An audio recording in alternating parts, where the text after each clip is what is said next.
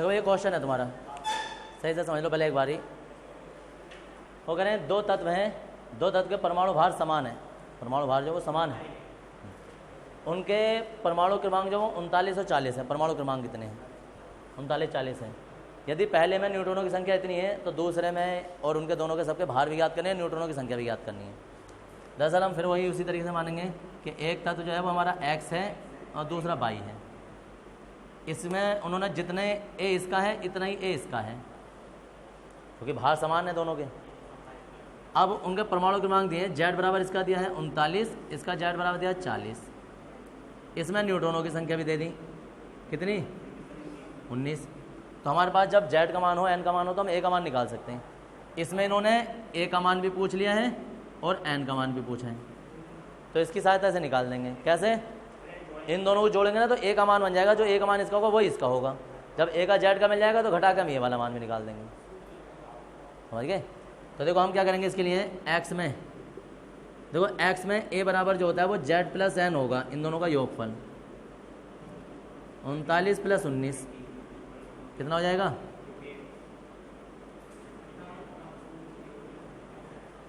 a बराबर 68 आ गया। a बराबर 68 जो आया तो वही a का मान यहाँ भी यही काम करेगा, 58। तो वही पीछे से आवाज़ आ रही थी कहीं से। देखो इधर जो a का मान यहाँ आया है, क्योंकि उसने बोला था कि इन तत्वों के भार समान है, भार समान है, यानी कि जो भार इसका होगा वही भार इसका होगा, तो इसका भार जो वही आया तो इसका भार भी यही होगा। जब भार ये होगा तो हम n का मान निकालेंगे, तो n का मान निकालने का फॉर्मूला क्या होता है? n का मान निकालने का फॉर्मूला देखो a बराबर जो होता है ना वो z प्लस n होता है। तो n बराबर क्या हो जाएगा? a में से z घट जाएगा। ये a का मान 58 आया है और z का मान कितना? 40। कितना हो जाएगा? तो जी इतना तुम्हें करना होता है। अब इसके बाद जो है हमारा कार्यक्रम स्टार्ट होता है मॉडल। अब हम मॉडल पढ़ेंगे कि वैज्ञानिकों ने तत्वों की खोज करने के बाद में जब परमाणुओं की खोज की, और परमाणुओं की खोज करने के बाद में किसने कैसे कैसे सिद्धांत दिए, कैसे सिद्धांत दिए। तो देखो हम चार सिद्धांत पढ़ने वाले हैं या 4 मॉडल पढ़ने वाले हैं। मॉडल का मतलब वो नहीं जो आकृति मॉडल होती है, मॉडल का मतलब होता है उन्होंने जो नियम बनाया है वो क्या मॉडल है। दो कौन कौन सा मॉडल पढ़ने वाले हैं इसके बाद? एक तो पढ़ेंगे जे टॉमसन का मॉडल, इसके बाद रदरफोर्ड का मॉडल, और रदरफोर्ड के बाद में नील बोहर का मॉडल, फिर सोमरफेल्ड का मॉडल। अब यहाँ से क्यों पढ़ेंगे? क्योंकि जो सबसे पहले टॉमसन ने मॉडल दिया था लगभग 1892-90 के आसपास, तो इनका मॉडल जो वो 1916 के आसपास आके इन्होंने फेल कर दिया। फिर इनके बाद में 32 के आसपास आके इन्होंने फेल कर दिया इनका मॉडल, और इनका मॉडल जो वो इन्होंने फेल कर दिया। इस टाइम करंट में अब ये वाला चल रहा है। अब इनका मॉडल कौन फेल करेगा वो बात की बात है। अच्छा तुम करोगे? हाँ जी, चलो अच्छी बात है, तुम लोग फेल कर दो। तो ये मॉडल पढ़ेंगे, इसके बाद ये क्वेश्चन उतार लो और उसके बाद हेडिंग डालेंगे फिर। हाँ बिल्कुल भाई साहब, क्यों नहीं? अरे मैंने कब मना किया? मैं कह रहा यार मॉडल फेल करो, बड़ी अच्छी बात है।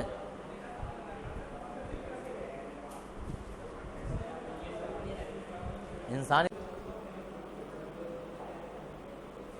हो गया भाई। अब देखो टॉमसन ने क्या बताया था। टॉमसन ने बताया था कि परमाणु जो होता है ना, परमाणु वो एक धनावेशित गोला होता है, पूरे का पूरा धनावेशित गोला होगा। धनावेशित का मतलब कि सोचो इस पर 10 प्लस आवेश होते हैं। परमाणु जो होता है पूरा धनावेशित गोला होता है, और इस धनावेश को उदासीन करने के लिए इसके अंदर इलेक्ट्रॉन उपस्थित होते हैं।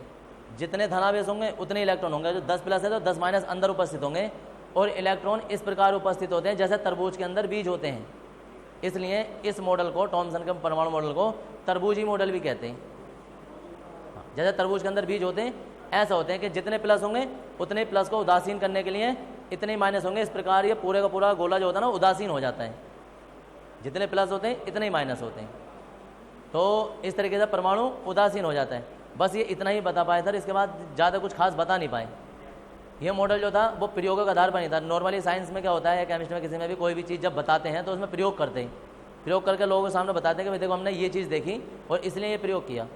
लेकिन इन्होंने क्या किया, इन्होंने सिर्फ पेपर पर अपनी कहानी बता दी और कहानी बता के लोगों को सुना दी, बस ये मॉडल बना दिया। कोई प्रयोग नहीं, कोई एक्सपेरिमेंट नहीं, कोई नया काम अपने पास से कुछ नहीं किया, सिर्फ नॉर्मली पेपरों में ये सारी बात बता दी। इसलिए ये मॉडल जो है ना वो खास चला नहीं और ये फेल हो गया। काल्पनिक मॉडल था, एक तरीके से सैद्धांतिक था, पेपरों पे था, अंदाजा लगाया था। इसके बाद रदरफोर्ड आए, रदरफोर्ड ने बाकायदा प्रैक्टिकल किया और उनका मॉडल लगभग 50% से भी ज़्यादा तक ठीक था। कुछ कमियां रह गई जो कि नील बोहर ने आकर दूर कर दी। नील बोहर से भी थोड़ी सी कमी रह गई। उन्होंने ये बताना भूल गए कि इलेक्ट्रॉन जो है वो गोलाकार नहीं दीर्घवृत्ताकार कक्षा में भी गति कर सकते हैं, तो वो आके सोमरफेल्ड ने बताया था। दरअसल सोमरफेल्ड ने नील्स बोहर का मॉडल पूरी तरीके से गलत नहीं किया था। एक होता है कि यार तुम्हारी चीज़ सारी गलत है, एक होता है कि यार तुम्हारी चीज़ सारी गलत नहीं है, इसमें से थोड़ी सी चीज़ ठीक है। जैसा कि कोई हम सोचो सेब की पेटी लेकर आए, उसमें दो तरीके हैं, या जैसे हम कहें यार पेटी खराब निकली, तो पेटी खराब निकली मतलब कि एक एक सेब पर हर एक सेब ही खराब निकला। और एक ये था क्या 10-12 सेब खराब थे भाई, बाकी तो सब ठीक ठाक ही हैं ऐसे। तो रदरफोर्ड का मॉडल, ये नील बोहर का मॉडल पूरी तरीके से ख़राब नहीं था, कुछ थोड़ा सा इसमें संशोधन किया था इन्होंने सोमरफेल्ड ने, और एक नया मॉडल अपना बना दिया था।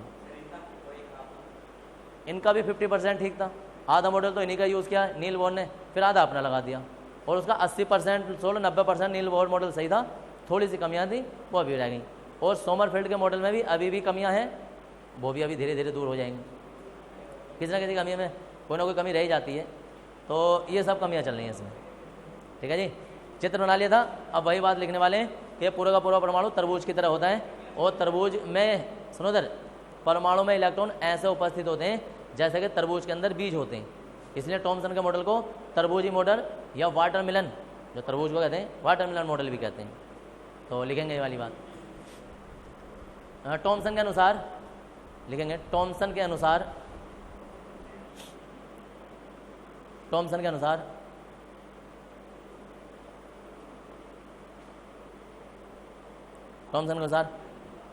परमाणु एक धन आवेशित गोला होता है। टॉमसन के अनुसार परमाणु एक धन आवेशित गोला होता है।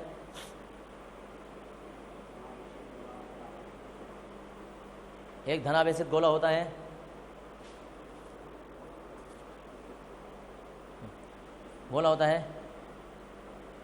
और इसकी विद्युत उदासीनता बनाए रखने के लिए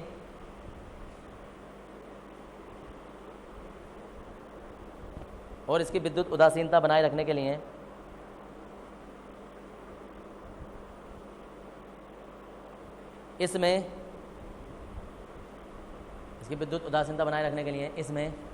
इलेक्ट्रॉन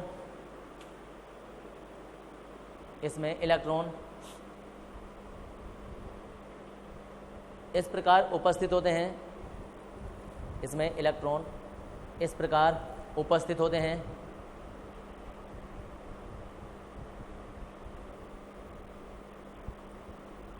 उपस्थित होते हैं जैसे तरबूज के अंदर बीज होते हैं,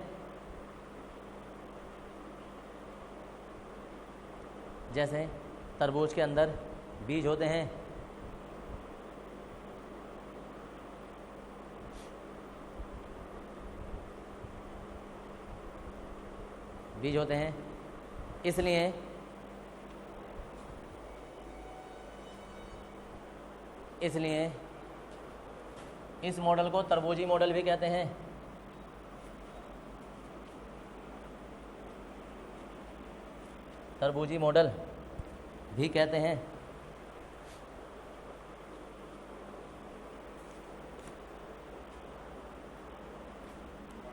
हेडिंग लिखेंगे, देखो टॉमसन के परमाणु मॉडल के दोष या कमियां, टॉमसन के परमाणु मॉडल के दोष या कमियां।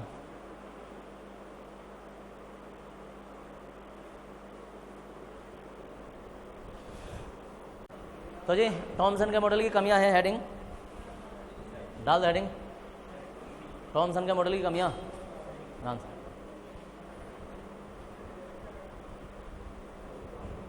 डाल दिया।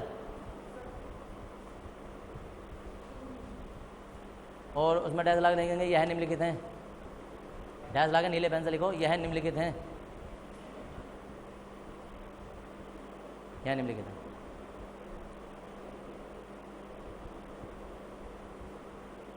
और नंबर 1 यह निम्नलिखित है, नंबर 1 टॉमसन का परमाणु मॉडल, टॉमसन का परमाणु मॉडल पूर्णतः सैद्धांतिक था।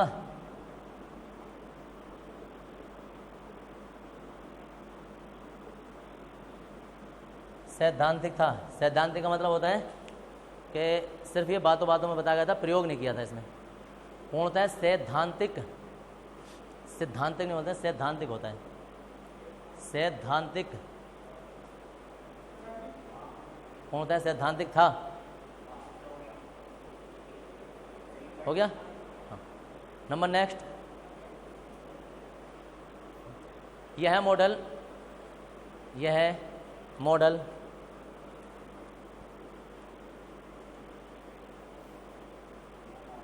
यह मॉडल इलेक्ट्रॉनों, यह मॉडल इलेक्ट्रॉनों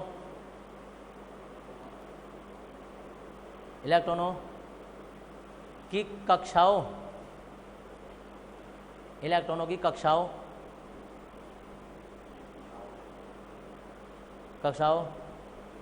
और परमाणु से संबंधित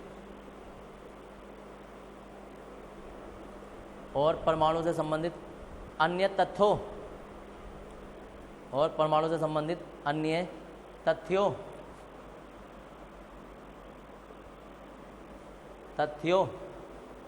ऐसा लिखना है, तथ्यों की व्याख्या नहीं करता है, तथ्यों की व्याख्या नहीं करता है।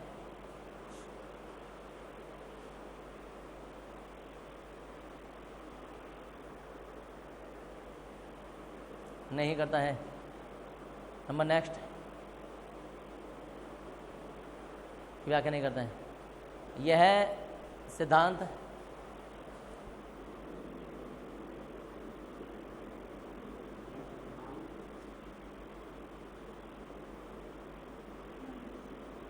तापायनिक उत्सर्जन का मतलब होता है जब किसी वस्तु को गर्म करते हैं तो इलेक्ट्रॉन निकलते हैं, तो उसे तापायनिक उत्सर्जन कहते हैं। तापायनिक उत्सर्जन की व्याख्या नहीं कर सका यह मॉडल, तापायनिक उत्सर्जन की व्याख्या नहीं कर सका।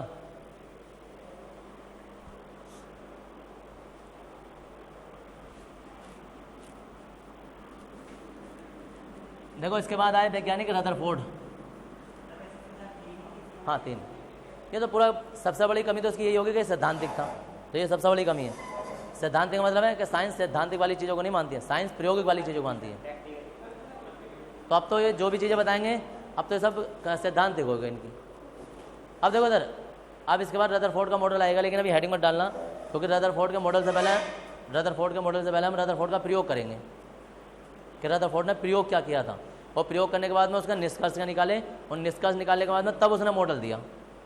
मतलब पहले प्रयोग किया, प्रयोग करके उसने देखा कि यार क्या क्या चीज़ दिखाई दे रही है, वो सारी चीज़ बताई, और बताने के बाद में फाइनली फिर उसने उसका परमाणु मॉडल पेश किया अपना। तो रदरफोर्ड ने डायरेक्ट परमाणु मॉडल नहीं दिया था, पहले प्रयोग किया था, और उसका प्रयोग को हम ऐसे लिखेंगे, रदरफोर्ड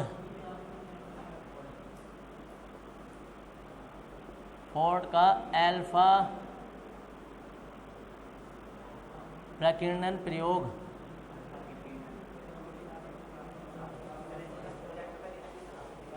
देखते हैं अभी हो जाता होता है तो अभी तो नहीं, फिर कल उनको देखेंगे। रदरफोर्ड का अल्फा प्रकीर्णन प्रयोग, अल्फा प्रकीर्णन प्रयोग। और देखो अल्फा प्रकीर्णन प्रयोग क्या था, पहले सुन लो। दरअसल इन्होंने क्या किया,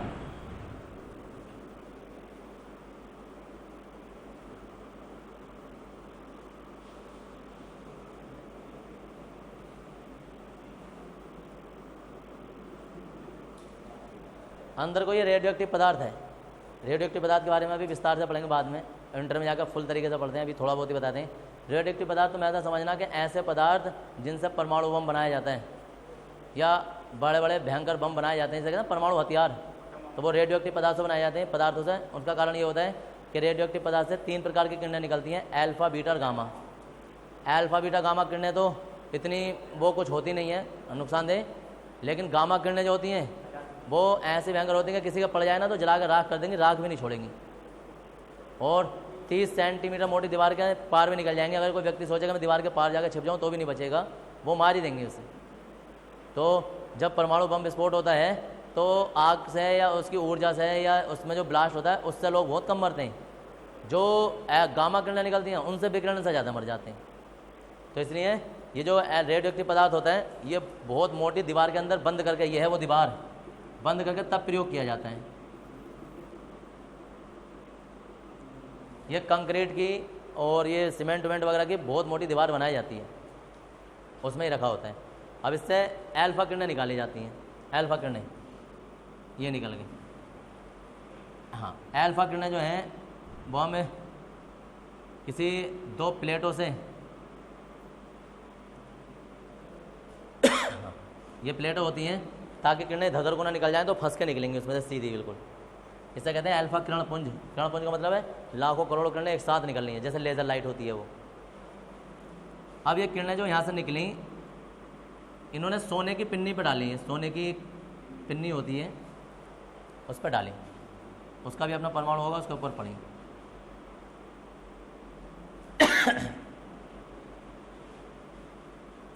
पढ़ने के बाद में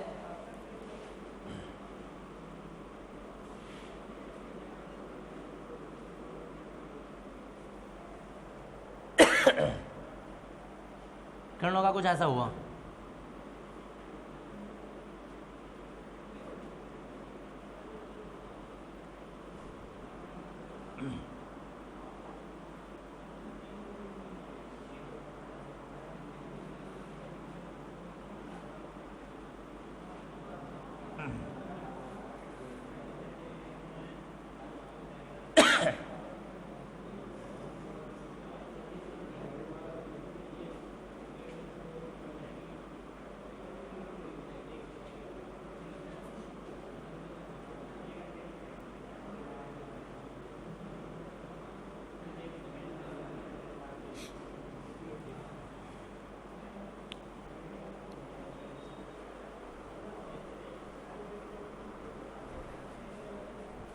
देखो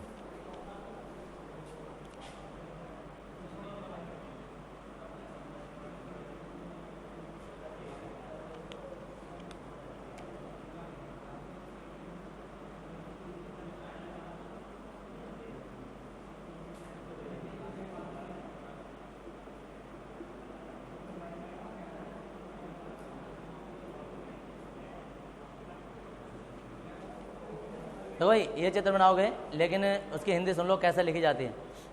दरअसल रदरफोर्ड ने एक रेडियो एक्टिव पदार्थ लिया, उस रेडियो एक्टिव पदार्थ से अब 3 किरणें निकली थी, बाकी 2 किरणों को रोक दिया, एक किरण को निकाला।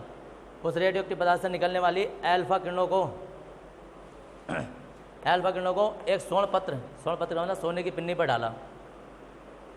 अब सोचो इसमें 10,000 किरणें आ रही होंगी। किरण पुंज है ये। पुंज का मतलब होता है कि किरणों का बहुत बड़ा झुंड एक साथ जब आता है तो ये पुंज हो गया। अब ये पुंज जब इस पर स्वर्ण पत्र पर डाला तो देखा कि कुछ किरणें तो इधर की साइड निकल गई, कुछ इधर को निकल गई, बीच में कुछ नहीं आई। बीच में किरणें आई नहीं। इसका मतलब कि जो ये सोने की पिन्नी थी, इसके अंदर जो परमाणु था, परमाणु के अंदर कोई एक ऐसी चीज़ है जिसने किरणों को सामने आने से रोक दिया। इसमें निष्कर्ष निकालेंगे। अभी एक निष्कर्ष का एक चित्र और बनाएंगे कि इन्होंने ये प्रयोग किया। प्रयोग करने के बाद में इन्होंने क्या देखा कि किरणें कैसे कैसे हुई। मतलब जैसा सोचो कि यहाँ 10 किरणें थी तो यहाँ 10 नहीं पहुँची, यहाँ 4-5 पहुँची बस। और ये कैसे देखा, इन्होंने ये मशीन लगा रखी थी, गणित किरणों को गिना इन्होंने। एक कैमरा टाइप सी चीज़ होती है जिससे देखा जाता है कि प्रकिरणित है, जो किरणें पार होकर निकल गई इन्हें प्रकिरणित किरणें कहते हैं। कि प्रकिरणित किरणें कितनी निकली, हमने 10 किरणें डाली, 10 सोचो 10,000 डाली और उसमें 5,000 किरणें निकली बस, बाकी किरणें आई नहीं। तो ये क्या हुआ भाई, तो उन्होंने उसके बाद निष्कर्ष निकाले। और निष्कर्ष निकालने के बाद में उसके बाद फिर इन्होंने अपना मॉडल दिया, और मॉडल के बाद में फिर कमी आई इनके मॉडल में। तो अभी पहले चित्र बनाएंगे, फिर उसके बाद हिंदी लिखेंगे, फिर चित्र बना लेंगे। ये पूरा रेडियो एक्टिव पदार्थ है, अल्फा किरण पुंज है, और ये स्वर्ण पत्र पर डाला जा रहा है। ये प्लेटें हैं।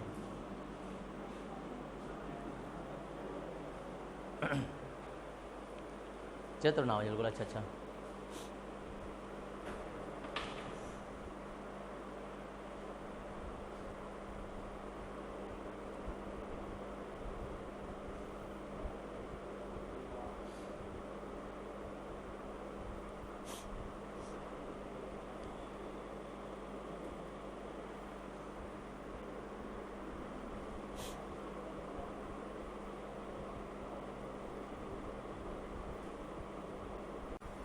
रदरफोर्ड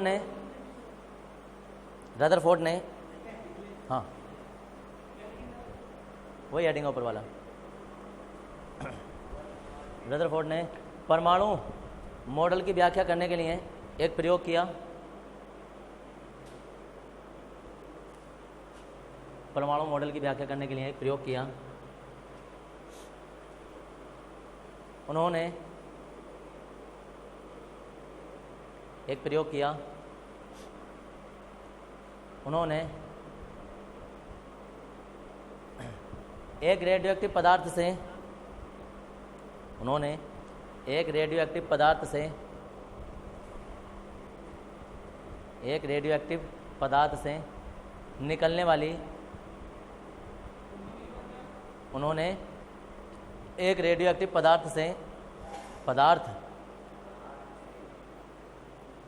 निकलने वाली अल्फा किरणों के पुंज को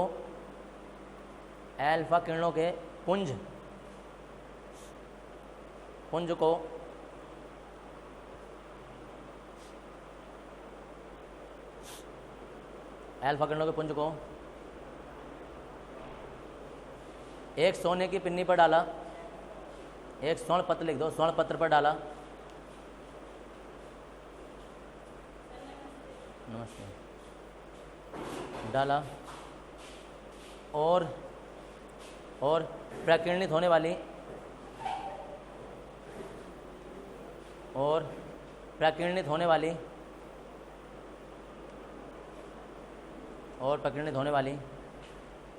किरणों को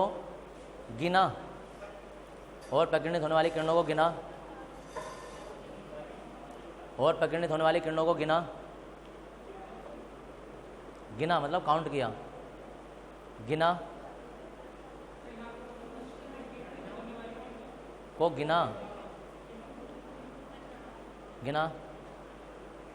जिससे निम्नलिखित निष्कर्ष निकाले।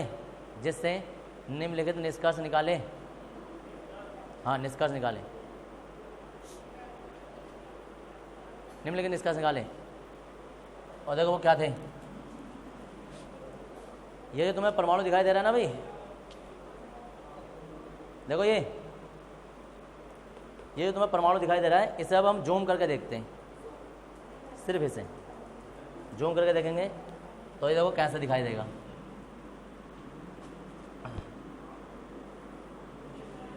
ये परमाणु होता है, परमाणु के भीतर जो है ये नाभिक होता है।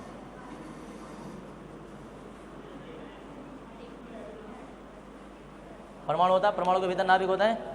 अब देखो इधर, यहां से किरणें आपतित होंगी,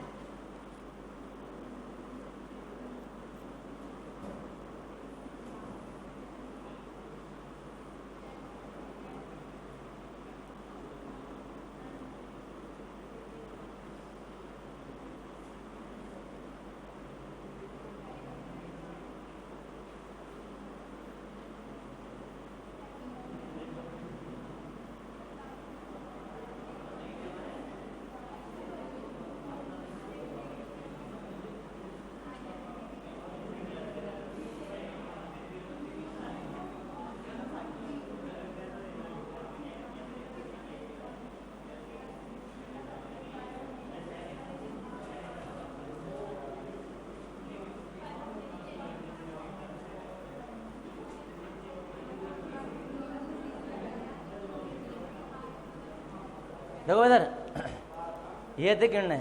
अब अगर सोचो 20,000 किरणें जा रही होंगी तो उसमें तक कुछ किरणें जो हैं वो तो सीधी निकल गई बिना विचलित हुए। और याद रखना, जितने अब हम अंदर की ओर आते रहेंगे किरणें उतनी ज़्यादा मुड़ती रहेंगी, और जितनी अंदर आएंगे और ज़्यादा मुड़ेंगी, और जितनी अंदर आएंगे और ज़्यादा मुड़ेंगी। और जो बिल्कुल ठीक सामने जा रही होगी वो जिस मार्ग से जाती है उसी मार्ग से वापस आ जाती है। देख रहे हैं, जिस मार्ग से ये किरण गई वो टकरा कर वापस आ गई, और ये थोड़ी सी फिसल के इधर आ गई, ये और इधर चली गई, ये और इधर चली गई। जो दूर हो जाती हैं वो बिना विचलित हुए सीधे निकल जाती हैं। तो नाभिक से जितनी ज़्यादा किरण होगी उतनी कम विचलित होगी, और बहुत ज़्यादा दूर होगी तो सीधे निकल जाएगी। जितनी ज़्यादा नज़दीक होगी वो उतनी ज़्यादा विचलित होगी, और ठीक सामने होगी तो वापस आ जाएगी। विस्तार से इसके बारे में अभी लगभग आधे पेज में लिखोगे तुम, और विस्तार से कल लिखा जाएगा। अभी सिर्फ चित्र बना लो, हेडिंग डाल देंगे निष्कर्ष, उन निष्कर्ष में चित्र बनाएंगे। हाँ, निष्कर्ष हेडिंग डालो, ये चित्र बना लो, और इसकी हिंदी जो है वो तुम्हारी कल ही लिखी जाएगी। और सब पेंस है, ये कर देना।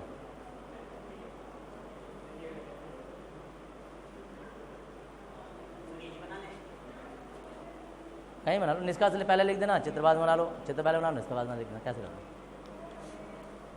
तो चित्र बना लेंगे। ये बीच में नाभिक, बीच में नाभिक अगर किसी को दिखाई नहीं दे रहा हो या थोड़ी धुंधला धुंधला कुछ दिखाई दे रहा हो तो आगे बैठ जाना। बहुत बार मैंने बोला है सारी सीटें खाली पड़ी हैं।